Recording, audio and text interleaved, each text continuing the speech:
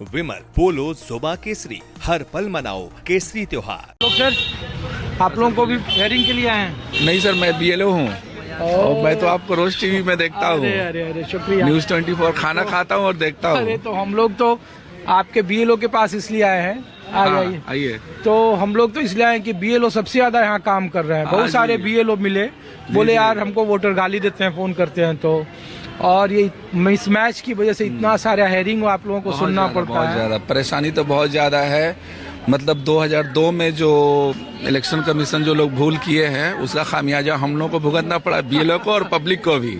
Public को भी। Election commission तो कह रही है कि डेमोक्रेसी को ठीक करने के लिए SIR ये बेहद जरूरी था। मेरे एक इलेक्टर हैं तो उनके बेटे का डिजिटल डिस्क्रिप्शन था, तो उसका मैंने डिटेल्स जब लिया और जब मैं अपलोड कर रहा था तो उनके फादर का नाम है मौलाना नफीसुल हक, और जबकि उनके फादर का 2002 में मैं देख रहा हूँ तो लिख रहा है या हक, नाम है नफीसुल हक और उसमें दिखा रहा है या हक 2002 में। अब बताइए, ये तो भूल ऑफिस की है, इलेक्शन कमीशन के जो क्लर्क हैं या जो ऑफिस कर्मचारी उनकी भूल, लेकिन परेशानी हम लोग को उठानी पड़ी, हमारे वोटर को उठानी पड़ी। उसका सोल्यूशन क्या है फिर? सोल्यूशन क्या है, हम लोगों से एक अंडरटेकिंग ली जा रही है। डॉक्यूमेंट्स के अलावा हम लोग को भी एक बीएलओ अंडरटेकिंग दे रहे हैं कि मैं जैसे सपोज दैट नफीसुल हक और जो 2002 में या हक, दोनों को मैं जानता हूँ, मैं ये वेरीफाई कर रहा हूँ। अच्छा, तो ये बीएलओ सत्यापित कर रहे हैं? हाँ, सत्यापित कर रहे हैं, जबकि ये काम तो फर्स्ट क्लास मजिस्ट्रेट का है।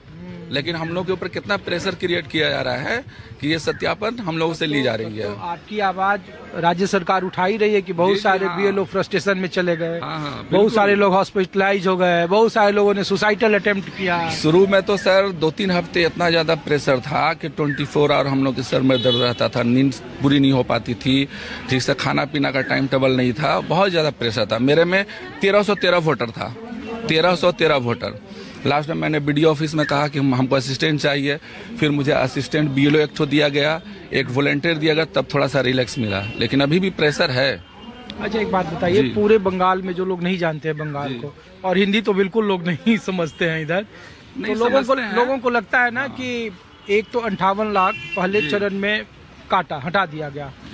अब यहाँ की स्टेट गवर्नमेंट कह रही है चुनाव आयोग को कि तकरीबन 1 करोड़ से ज्यादा वैसे वोटर्स हैं जिनको नोटिस दिया गया है और जिनके बहुत सारे कागज नहीं जमा है, जिनके या और नजरुल हक जैसे हैं, तो फिर अगर वो मैच नहीं होंगे तो उनके नाम हट जाएंगे।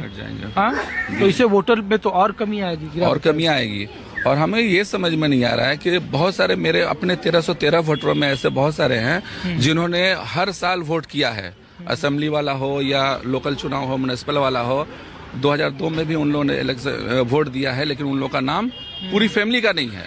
खुद मेरे मोहल्ले में आस पड़ोस में ऐसे लोग हैं कि ये फैमिली में 12-15 लोग हैं, सभी का नाम कटा हुआ है, जबकि उसके पहले का 95 का वोटर कार्ड भी उन लोगों के पास मौजूद है। 95 का एक नहीं कई है। मेरे पार्ट में 160 नंबर पार्ट में 95 का एपिक है, लेकिन 2002 में नाम कटा हुआ है।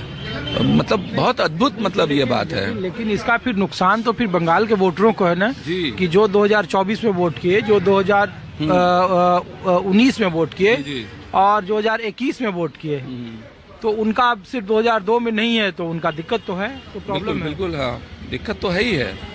अब जैसे मेरे पार्ट का कल हेयरिंग है 14 को और 15 को भी हेयरिंग है।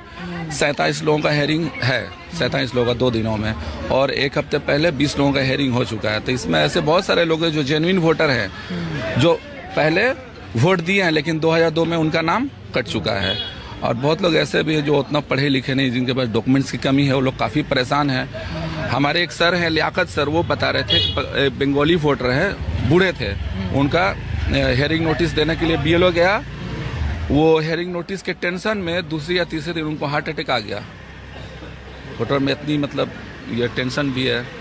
शुक्रिया आपका सर। मतलब मैं इलेक्शन कमीशन को ये कहना चाहूंगा कि इतना हार्ड एंड फास्ट नहीं करना चाहिए, थोड़ा सा इसमें कुछ और टाइम, जी हाँ, टाइम देखिए, बहुत ज्यादा ये फास्ट काम नहीं है, सिर्फ टाइम की कमी है, काम उतना टफ नहीं है। तो 16 फरवरी को शायद फाइनल ड्राफ्ट 14 को शायद आएगा, 14 फरवरी। इसमें जो 1 महीने का 2 महीने का जो टाइम, इसको टाइम थोड़ा ज्यादा मिलता, अगर 3-4 महीने का टाइम मिलता तो बहुत स्मूथली काम होती। वोटर तो बड़े पैमाने पर कटेंगे भी। और हाँ, कटेंगे। और सबसे खतरे की बात है कि पब्लिक से तो इंटरेक्ट हम लोग की हो रही है, सब कुछ हम लोग को झेलना पड़ेगा। पब्लिक क्या कहते हैं? अब देखिए, मेरा तो ऐसे अपनी तारीफ नहीं करें, मेरा परफॉर्मेंस तो ठीक है, फिर भी लोग पूछते कि सर नाम रहेगा ना। हम सुनने के 12/7 में सरकार घर बना रही है, वहाँ पे जाके रहना होगा। अभी मैं आ रहा था तो रास्ते में एक वोटर पूछ रहा था, मैंने बोला डरने की बात नहीं है, बहुत ज्यादा होगा तो अगर नाम कटेगा तो आप वोट नहीं दे पाएंगे, लेकिन रहना सबको यहीं पे है। और आप जाइएगा अगर दूसरे जगह तो हम भी चलेंगे आपके साथ, उन लोगों को तसल्ली देता हूँ। शुक्रिया सर, थैंक यू। है और पैनिक है। Thank you. आप साथ में बीएलओ हैं?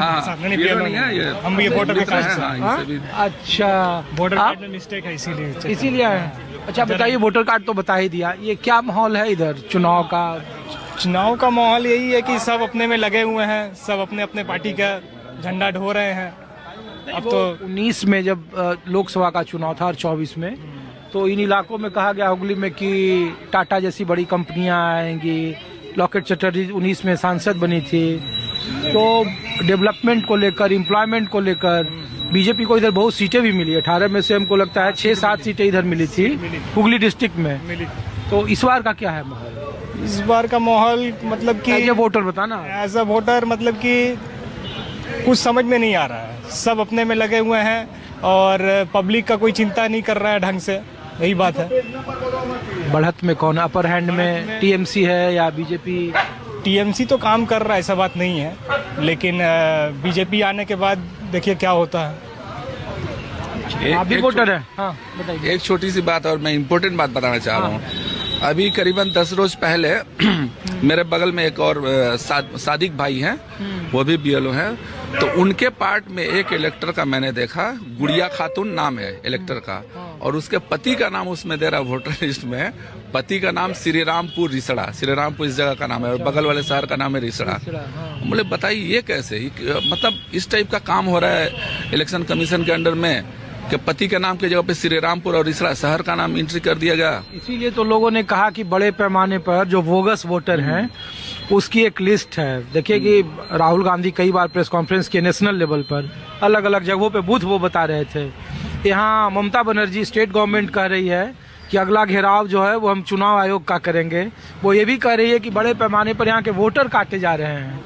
हाँ सही बात है। अब ये जैसे ड्राफ्ट लिस्ट आई है तो ड्राफ्ट लिस्ट तो इलेक्शन कमीशन प्रिंट कर रहा है, तैयार कर रहा है। उसमें पति के नाम की जगह पे शहर का नाम प्रिंट है, पति का नाम श्री रामपुर रिसड़ा। मैंने अपने बीएलओ ग्रुप में ये मैसेज छोड़ा भी था और मैंने लिखा था I want answer from election commission of India who is responsible for this blunder mistake. किसी ने कोई जवाब नहीं दिया, ना ही बीडीओ ने, ना ही एसडीओ ने, ना ही सुपरवाइजर ने, ना ही एईआरओ ने। तो ऑब्जर्वर भी तो आए हैं ना, स्पेशल ऑब्जर्वर। हाँ स्पेशल ऑब्जर्वर आए वो भी एक्टिवेट नहीं है क्या? अब मैंने ये क्वेश्चन जो ग्रुप में डाला किसी ने रिस्पॉन्स नहीं दिया। चलिए शुक्रिया आप लोगों का। आप भी वोटर हो? मेरी भांजी है, ये लुधियाना रहती है। आपका वोटर लिस्ट में नाम जोड़ना है? अभी नहीं है, अभी तो नहीं है। अभी 16 साल की है। चलिए ठीक है, शुक्रिया sir. Thank you. Thank you. आप भाई साहब?